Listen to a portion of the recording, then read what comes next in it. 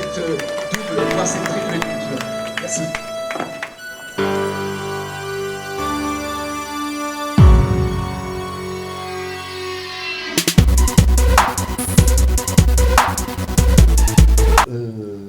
La possibilité pour les collectivités territoriales comme la région, comme les communes, comme les départements, de pouvoir avoir une action internationale est relativement récente. Ça date des années 80.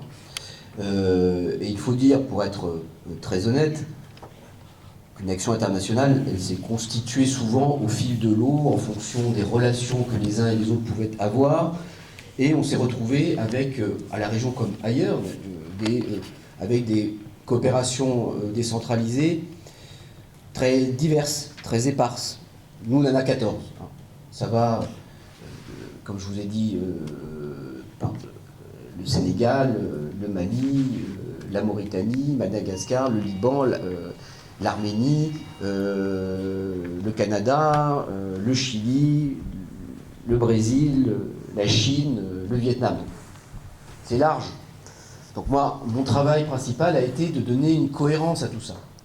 Une cohérence à tout ça, et la cohérence, il me semblait qu'il y avait deux natures d'aide. Je vous l'ai dit, un appui qui pouvait être un appui de solidarité, qui nous semble normal, ça rentre dans les actions très concrètes de la région, et par exemple, il y a une dimension de santé publique sur laquelle nous sommes très très présents, c'est la question du VIH-Sida, et nous avons des centres de traitement ambulatoires dans beaucoup de pays que nous appuyons de manière extrêmement forte dans des politiques publiques. C'est que les douloureux événements qui se sont produits en France le 13 novembre et à Bamako une semaine après, ensuite au Cameroun, nous obligent désormais à avoir un autre regard sur les affaires du monde.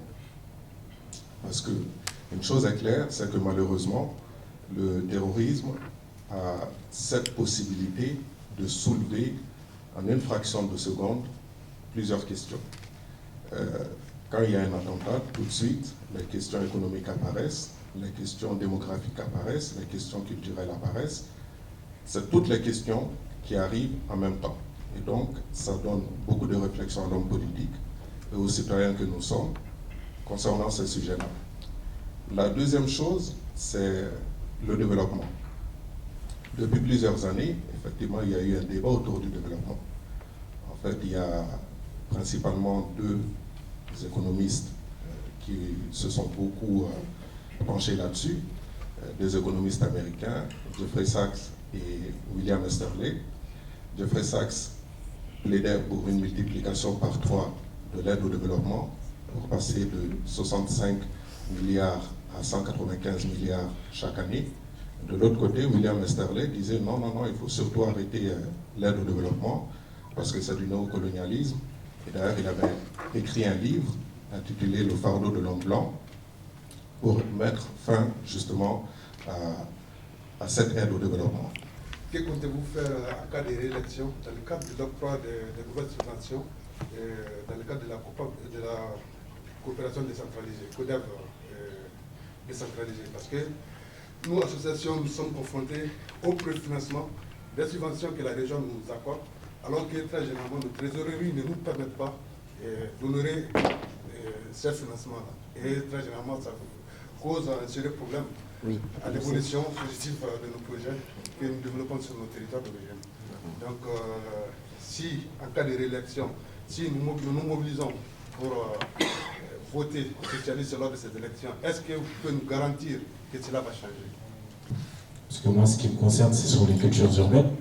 Comme vous le savez, sur Romero, nous venons de finir des formations qui ont été financées par la région, notamment sur le territoire de Dakar, Nouakchott et Caille. On vient juste de terminer. Ces formations sont très très bien déroulées. C'était des formations qui étaient liées à former des jeunes issus des musiques actuelles, et notamment les cultures urbaines. En l'occurrence, pour ne pas la nommer, le hip-hop, le rap. Ces formations, nous, elles ont paru importantes parce qu'en 2004-2005, elles étaient financées à l'époque par la coopération française, notamment via le ministère des Affaires étrangères. Et puis tout d'un coup, elles se sont arrêtées. Ils nous ont dit « Ah, vous avez financé le rap et tout. c'est pas bien, hein. On préfère financer autre chose. Et moi, lorsque j'ai rencontré donc ces personnes-là, il y a très peu de temps là, à la suite des attentats, à la suite de la montée de l'intégrisme, etc., je lui ai dit, vous savez, aujourd'hui, il y a 2 personnes qui remplissent les stades au Mali. Et je pense que les Maliens le savent. Il y a d'un côté les religieux, et de l'autre côté les jeunes qui font du hip-hop. Donc ça veut dire que finalement, ces cultures urbaines, finalement ça devient un rempart contre cette forme d'intégrisme, cette forme de tous ces religieux qui montent. Et ça, ce que je vous dis, tous les Maliens qui sont là, ils peuvent en témoigner. Il n'y a que 2 personnes, il n'y a que 2 catégories qui remplissent les stades au Mali.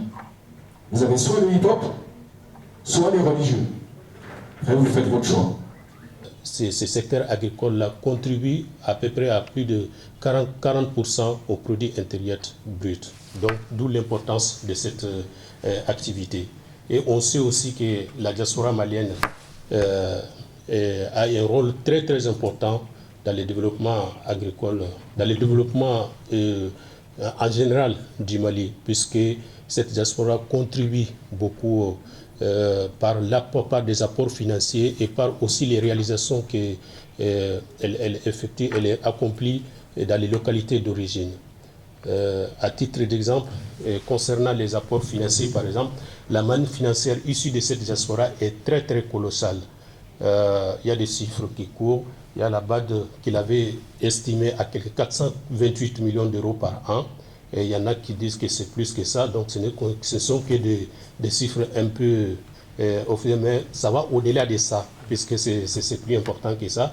Donc c'est de dire que cette manne financière qui est très très colossale, qui est issue de cette diaspora, elle est plutôt utilisée pour des actions sociales, c'est-à-dire pour l'achat de nourriture, la réalisation de projets socio-économiques, c'est-à-dire à savoir la construction des écoles, des centres de santé et d'autres édifices qui sont très très utiles vraiment à l'économie locale. Mais le défi en ce moment pour la diaspora est de trouver vraiment des moyens, des canaux pour vraiment réorienter cette manne financière vers des actions plus productives et vitales. La première, c'est par rapport au 1% d'échelle. J'ai cru comprendre que pour que les associations puissent, ou n'importe qui d'autre puisse en bénéficier, il faut que ce soit avec l'appui des collectivités locales. Alors, est-ce à dire que de fait, il y a une exclusion des entreprises privées ou des associations? Ça, c'est ma première question. La deuxième question, dans votre stratégie d'intervention, dans les villages ou dans les pays que vous aidez, est-ce que la région a prévu des choses qui me paraissent fondamentales? C'est-à-dire que l'appui doit s'intégrer dans les programmes locaux de développement, qui sont en général intégrés dans un programme plus global, national, régional et national. Est-ce qu'on tient compte de cet aspect? C'est-à-dire que, par exemple, pour aider à construire un centre de santé communautaire, par exemple, il faut que dans le plan régional de programmation, il est prévu d'envoyer des infirmiers là-bas. Sinon, c'est un projet qui va se casser la gueule. C'est un peu ça. Donc, et dans un deuxième temps, est-ce que vous avez mis en place une stratégie de suivi des actions que vous voulez vraiment appuyer? C'est-à-dire que si vous voulez faire des canaux d'irrigation, est-ce que vous vous assurez réellement que l'argent qui a été donné est allé vraiment à ce travail? Est-ce que le résultat est là? Ça, c'est le deuxième aspect que je voulais soulever. Et un troisième point, je suis là, ici, je vis ici avec ma famille, et on a des enfants qui sont un peu partagés, je crois que c'est le cas de beaucoup d'entre nous ici, qui sont partagés entre les deux cultures, c'est-à-dire notre pays et la France, qui est leur pays, ne connaissent en général que la France. Mais le fait qu'il y a quand même une influence des parents qui fait qu'ils pensent, ils ont des visées par rapport à la culture là-bas, par rapport à ce qui se passe là-bas. Ils ont même fait des projets. Est-ce que la région a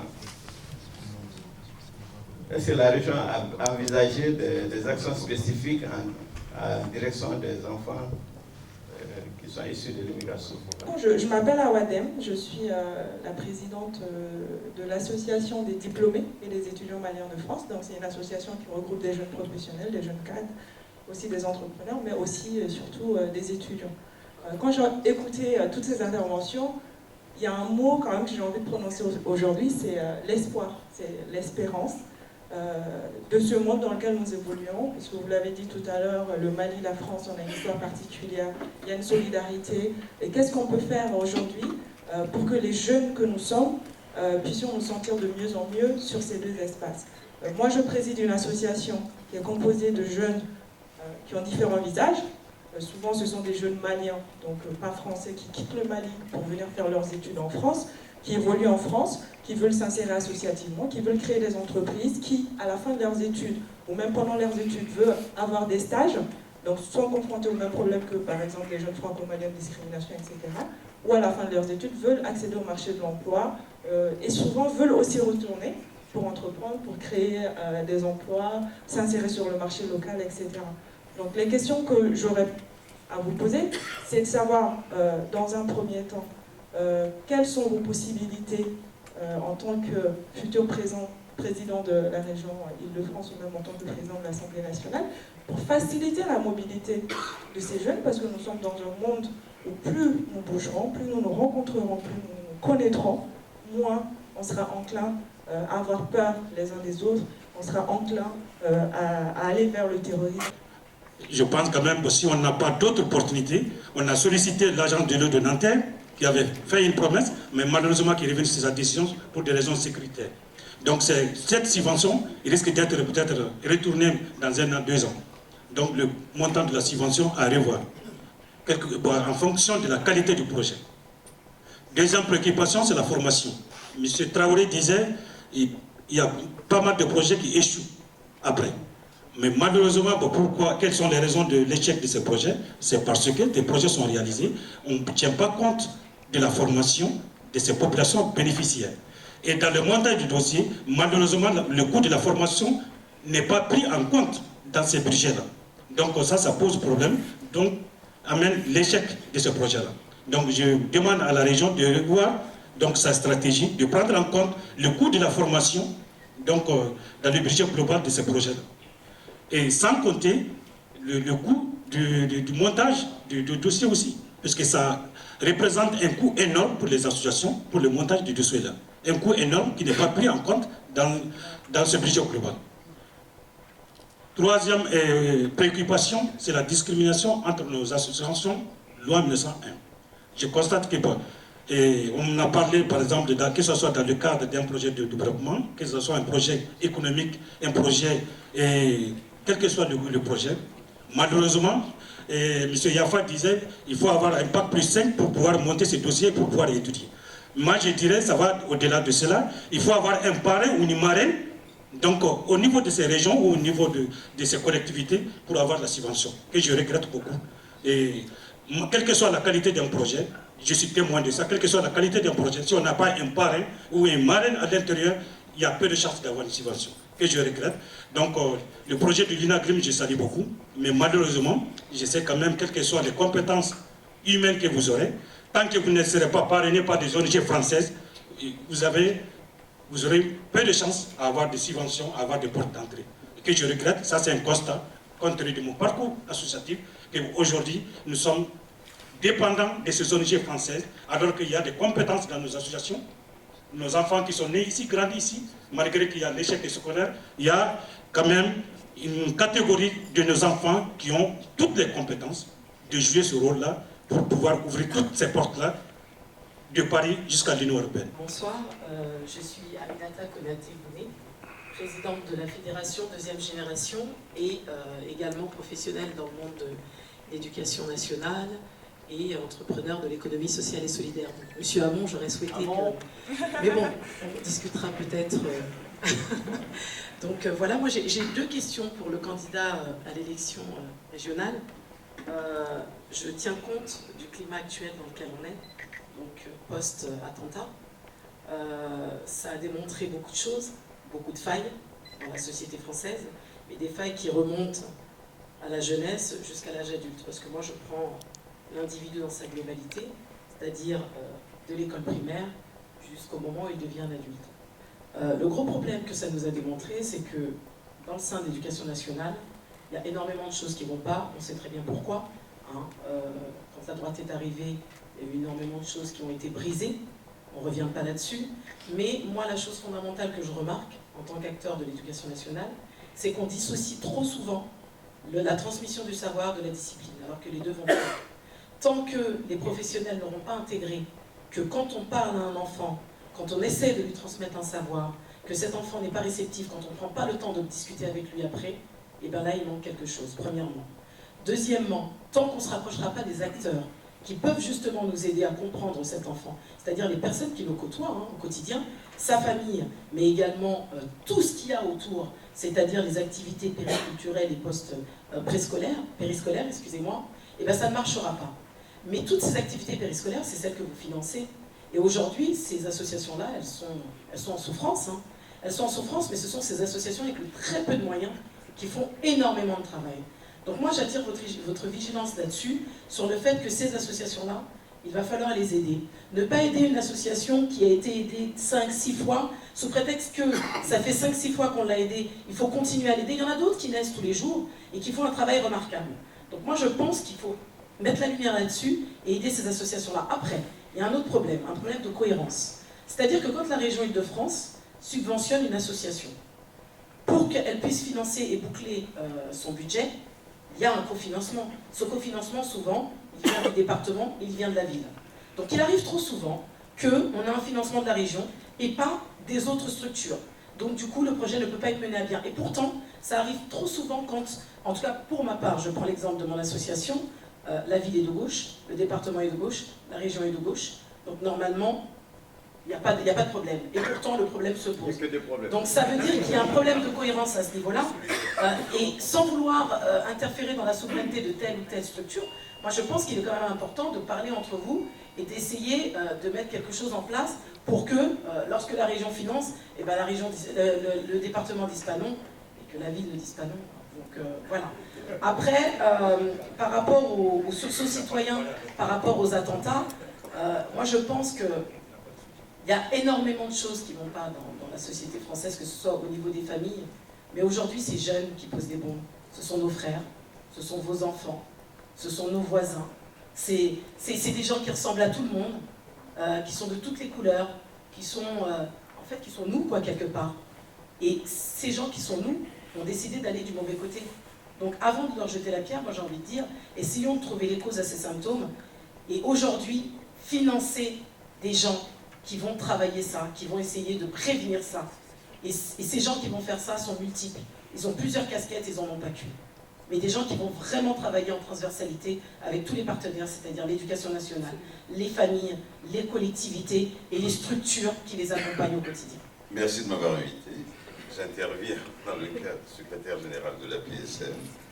Et tout d'abord, je tiens à aussi m'associer aux morts qu'il y a eu au Bataclan et tous les événements, et particulièrement au Mali aussi, l'hôtel Radissa, et féliciter notre armée malienne qui a été à la hauteur. Et donc voilà.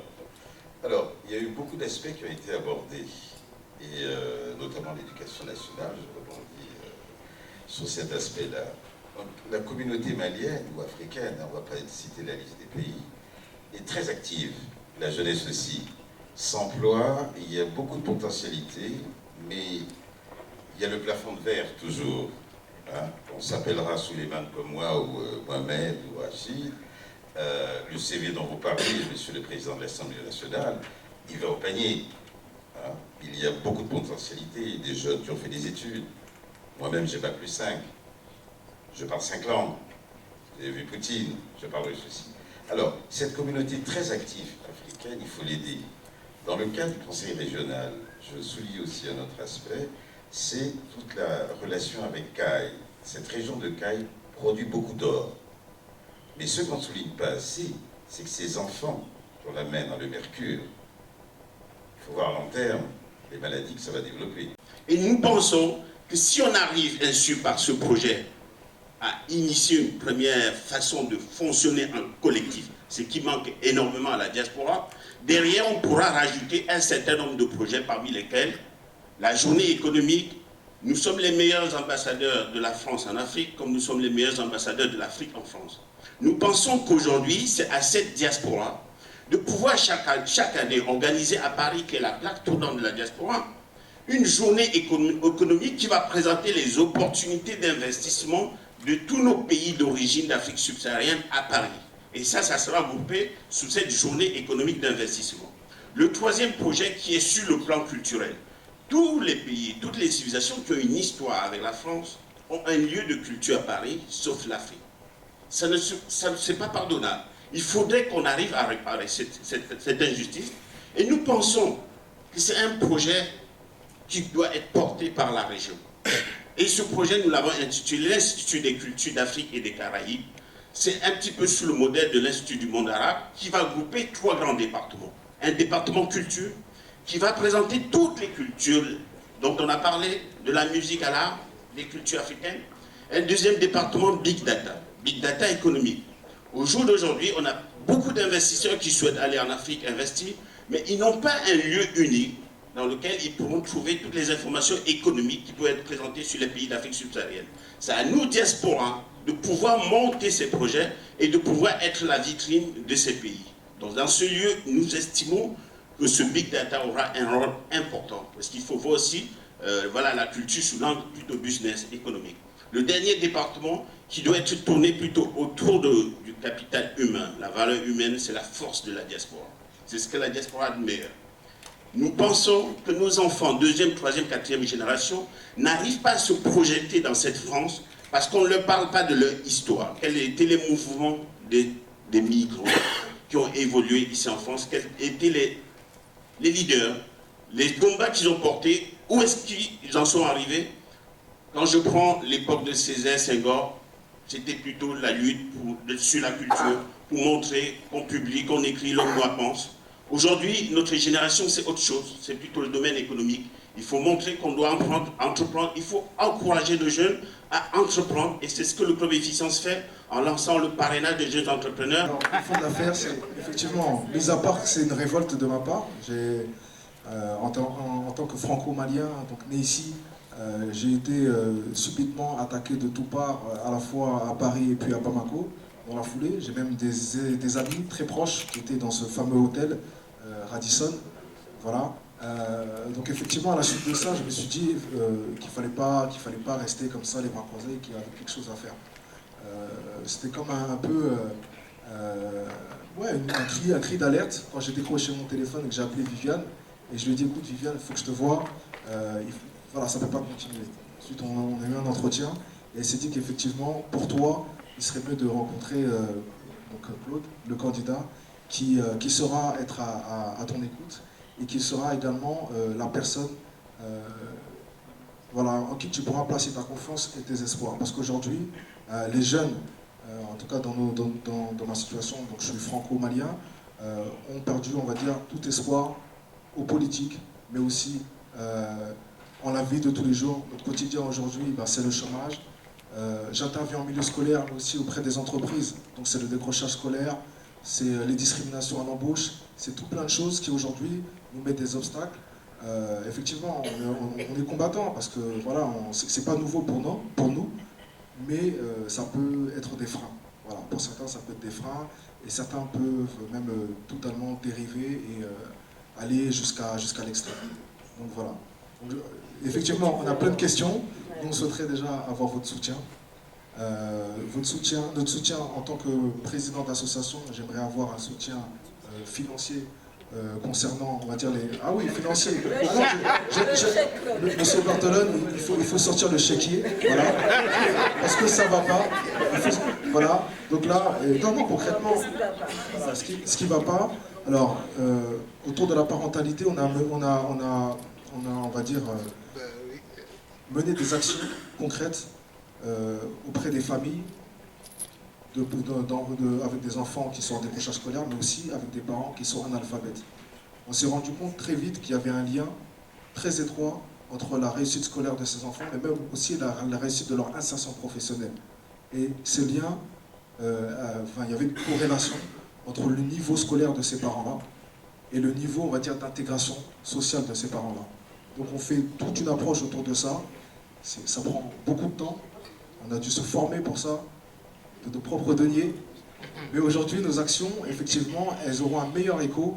Elles pourront être dupliquées plus facilement sur toute l'île de France si on avait ce fameux chèque. Voilà. Donc moi, pour ma part, c'est ça. Après, bon, effectivement, je le dis avec le sourire, mais on est confronté à beaucoup d'obstacles. Pas que financiers, il y a vraiment aussi la volonté de certains, je ne sais pas dire si c'est vos compères ou vos collègues, qui nous compliquent la tâche par des démarches administratives. On est obligé de faire des gymnastiques avec les petites miettes qu'on nous donne. Voilà, il y a plein de choses comme ça. Et nous, on souhaiterait vraiment que voilà, vous puissiez, on va dire, nous éclairer là-dessus, sur vos intentions si vous êtes réélu. On vous interpelle aussi en tant que président de l'Assemblée nationale pour voir ce que vous pouvez faire, vous, de ce côté-là. Pour moi, mais pas que pour moi, pour les associations qui sont présentes, pour les entrepreneurs qui veulent entreprendre dans le quartier, pour les entrepreneurs qui veulent entreprendre à la fois ici en France et au Mali, ou dans leur pays d'origine. Voilà. Bon, je n'ai pas amené le chéquier, mais en attendant de le trouver, je vais vous dire quelques mots. Après que Viviane et Roberto soient adressés à vous. Chers amis, je suis très heureux de vous rencontrer parce que, bien entendu, c'est dans le cadre d'une campagne électorale. Nous nous retrouvons ici dans ce local. Mais c'est aussi au nom d'une très grande histoire. Une grande histoire qui, quelquefois, a connu des moments éprouvants, malheureux, difficiles. C'était le temps de la colonialisation. Oui. Colonisation, excusez-moi. C'est la fatigue d'une longue journée. Et puis, c'est aussi au nom de toute une histoire partagée. L'histoire de vos grands-parents, l'histoire de générations qui ont permis de défendre le pays. L'histoire de générations qui ont permis de reconstruire ce pays. Et c'est de tout cela aussi dont il est question. Quand on parle du continent africain, du nord au sud, de l'est à l'ouest, pour ces citoyens qui partagent la même langue, c'est aussi de cela dont il est question. Je vais vous raconter une histoire. Il y a quelque temps, il y a 1 an, il arrive ce soir de nouveau à Paris, mais pour d'autres raisons, j'en recevais le président chinois. Et mes collaborateurs, vous savez, hein, dès qu'on fait une réunion, les collaborateurs, on prépare des tas de dossiers pour... Et il m'avait dit, il faut se féliciter auprès du président chinois que 50 000 étudiants chinois vont venir apprendre le français dès cette année. Et je lui dis, monsieur le président, et quelle est la preuve la plus importante de voir les liens qui existent entre la Chine et la France, puisque nous allons accueillir 50 000 étudiants chinois qui vont venir apprendre le français. Quel lien culturel! Et à ma grande surprise, il me dit, oui, lien culturel, mais pas que ça. Je dis, ah bon, pas que ça. Et comme ils sont cash, hein, l'avantage avec les Chinois, c'est que c'est cash. Il dit, non, il faut qu'ils apprennent le français, parce que s'ils n'apprennent pas le français, le continent qui va connaître la même croissance que la Chine dans les 30 ans qui viennent, c'est l'Afrique, et si on ne parle pas le français, on ne peut pas faire d'affaires en Afrique. Et nous, ici, on est justement là pour apporter une autre réponse à cette démarche. Je sais très bien que les matières premières, je sais très bien que la jeunesse du continent africain, je sais très bien que ce que peut représenter comme potentiel de croissance l'Afrique pour les prochaines années peut intéresser un certain nombre de grands pays, mais nous, au nom de notre histoire, de nos souffrances partagées comme de nos joies, on est là aussi pour essayer d'avoir une pratique différente de ce que doit être cette coopération nord-sud, de ce que doit être le rôle avancé de la France dans le cadre de l'Union européenne pour permettre de renforcer ce lien avec le continent africain. Quel que soit le pays dans lequel vous êtes, moi je ne ferai pas ton erreur. Je ne vais pas commencer à vous citer les uns les autres, parce que sinon, avec la liste, on en oublie toujours un. Mais regardez comment, y compris dans les difficultés, on s'est rendu compte que tout le monde était lié. Regardez, dans le cadre de la violence et du terrorisme, moi je me souviens après que les troupes françaises aient été envoyées au Mali après la décision courageuse du président Hollande. J'ai eu l'occasion de faire un voyage qui m'a amené de l'Algérie au Mali. Du Mali, non seulement j'étais à l'hôtel Radisson à Bamako, je suis monté à Gao, après je suis passé au Sénégal, après je suis descendu en Côte d'Ivoire et après je suis passé au Cameroun avant de remonter. Et tous m'ont dit, la violence aujourd'hui qui existe en Libye, les stocks d'armes, les truands qui se sont alimentés sur ces stocks d'armes, qui aujourd'hui mélangent tout en fonction des jours pairs ou impairs, la religion, les trafics, les revendications politiques, ils m'ont tous dit, à partir de ce sud-ouest libyen, tout peut être balayé. Et j'ai encore la parole du président sénégalais qui me disait, mais si vous ne les avez pas arrêtés au Mali, on aurait tous été remportés, comme un jeu de dominos où les uns et les autres seraient tombés les uns après les autres.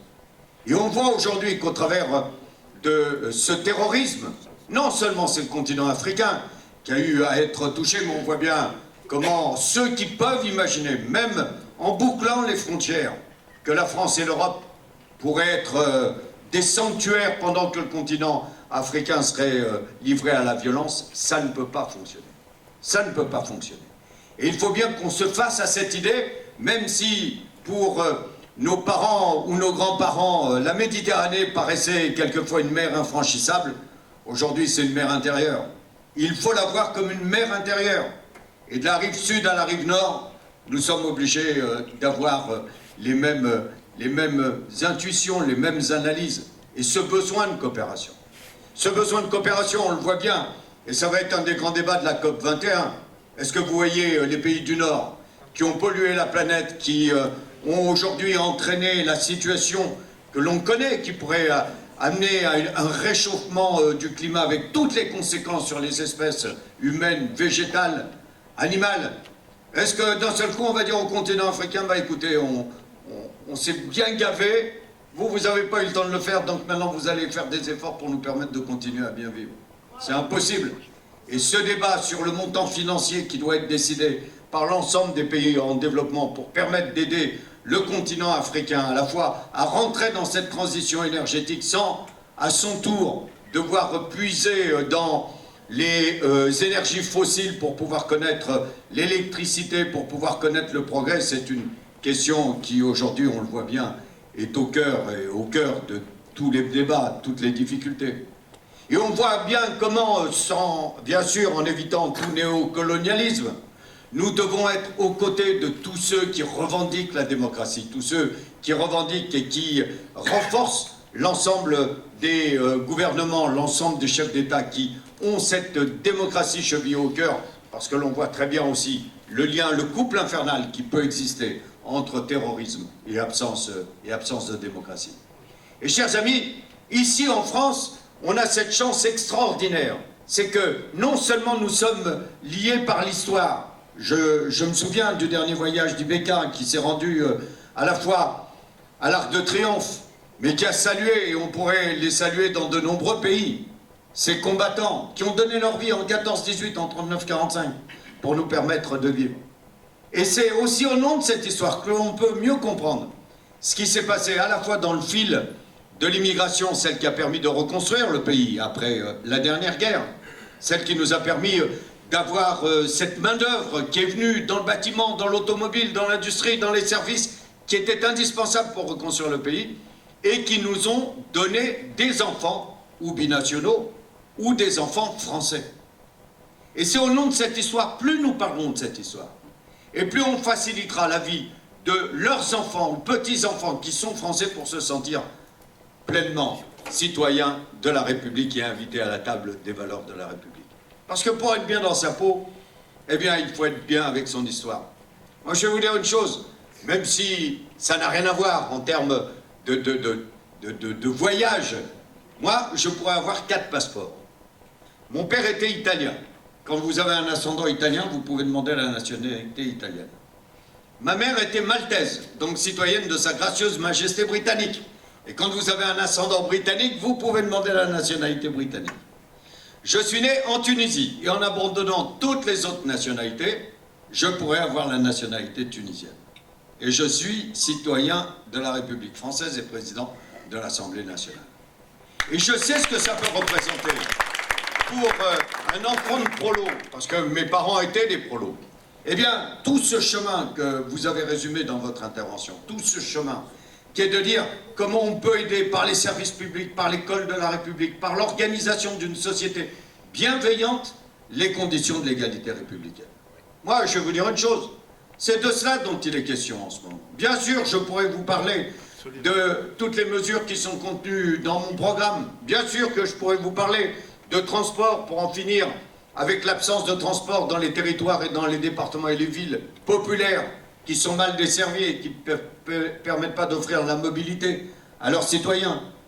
Bien entendu, je pourrais vous parler des lycées, du développement économique, j'en dirai certainement quelques mots dans quelques instants. Mais là, on voit bien qu'aujourd'hui, notamment après les événements qui ne nous ont pas permis de nous rencontrer, puisqu'on devait se voir le 14 décembre. Le 14 novembre, pardon. Décidément, je suis vraiment fatigué, il faut que j'arrête. On voit bien que depuis ces événements tragiques, eh bien, c'est d'autre chose dont il est question.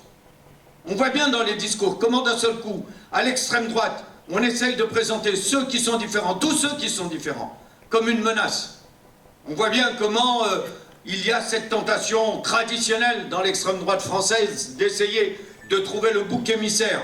Hier les Juifs, avant-hier les immigrés, aujourd'hui les réfugiés, demain je ne sais qui, avec cette décision, cette volonté de briser l'unité de la République française. On voit bien dans les discours de la droite, je le dis, vous savez, la meilleure des caractéristiques qui démontre ce que je veux dire, c'est tout ce qui les amène à refuser le logement social.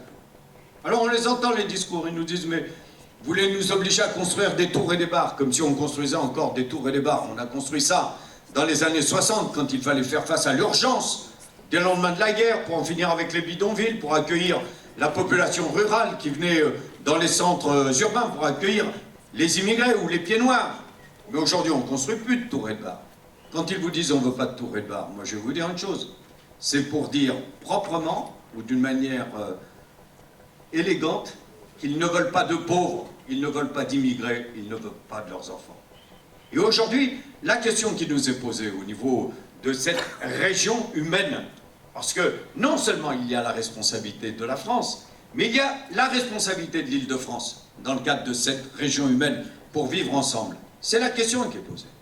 Est-ce que l'on va vivre en se haïssant les uns les autres, et on voit ce que ça peut poser comme difficulté, comme piège qui peut nous être tendu par ces terroristes qui ont fait tant de mal à la République et à toutes celles et tous ceux qu'ils ont tués ou qu'ils ont blessés, ou on a cette vision de la droite qui est de dire bon, on va vivre les uns à côté des autres, mais on va vous donner des transports, mais venez pas exiger de venir vivre dans l'Ouest et ne nous demandez pas de venir vivre dans les quartiers populaires. Où on démontre à toutes celles et tous ceux qui s'attaquent au modèle républicain, aux valeurs de la République, que nous, plus que jamais, on veut vivre ensemble. On veut vivre ensemble. Après, tous les outils que vous avez évoqués, eh bien, ils doivent rentrer dans cette philosophie. Moi, je me méfie des politiques qui prennent chacune des politiques comme un instrument, simplement. Vous savez, je le dis souvent, pour un responsable politique, il faut deux instruments. La longue vue, pour savoir où on doit aller, et le microscope pour s'occuper y compris des détails. Et aujourd'hui, c'est de cela dont il est question. Si on ne se rend pas compte qu'au moment de ces élections régionales, compte tenu de ce que représente l'Île-de-France, à la fois comme première région en France, mais aussi comme première région, notamment en termes de recherche et de développement en Europe, si on ne prend pas ça en compte, que ce n'est pas simplement des politiques techniques dont il est question, mais d'une certaine philosophie politique, on passe à côté de la question qui nous est posée. Et je vous le dis, pour toutes celles et tous ceux qui aujourd'hui disent « je vais m'abstenir parce que la région c'est loin, je comprends rien, ça demande quelquefois des dossiers compliqués avant d'obtenir 3 sous de subvention », tous ceux qui prendraient le risque de s'abstenir, eh bien faciliteraient cet affaiblissement de la région humaine que je vous évoquais tout à l'heure. Donc merci à Abdoulaye Sidibé de nous éclairer un peu sur cette rencontre-là entre les leaders de la diaspora malienne de France et d'autres leaders de d'autres diasporas africaines ici en France, avec Claude Barthelone, je rappelle, qui est président de l'Assemblée nationale et aussi candidat à la présidence de la région Île-de-France. Est-ce que les attentes qui étaient celles des organisateurs ont été atteintes? Effectivement, les objectifs ont été atteints. Tout simplement parce que déjà, la première victoire, c'est d'avoir su et pu réunir en si peu de temps des acteurs de cette qualité-là. Je vous le rappelle qu'il y a des amis, notamment une délégation algérienne qui a fait le déplacement pour témoigner de leur soutien. Je vous rappelle également qu'on avait une contrainte au niveau du temps, c'est-à-dire qu'on n'avait que 3 jours pour réunir, on va dire, les leaders de la communauté africaine. Et ça, c'est un premier objectif qui a été atteint. Le deuxième, c'est que tout de suite, lors des premiers échanges, on a senti qu'on avait tous un objectif commun, c'est celui de travailler ensemble, travailler de manière intelligente et créer des synergies, chose qui a été faite également. Je retiendrai également le discours, en tout cas les engagements qu'ont pris aujourd'hui à la fois Viviane Romana, que je salue, qui sans elle on n'aurait pas pu faire un événement ici dans ces locaux. Il y a également les engagements que Claude Barthelone a pris, qui ont été fermes, pragmatiques, directs. C'est-à-dire qu'il a tout de suite capté les enjeux qui se jouaient en ce moment. Il a su répondre correctement aux questions que nous nous posions. Il y a également Roberto Romero qui a fait un large balayage des actions déjà menées dans le cadre de la coopération décentralisée entre le Mali et la France, plus particulièrement entre la région de Caille et puis les acteurs associatifs de l'Île-de-France.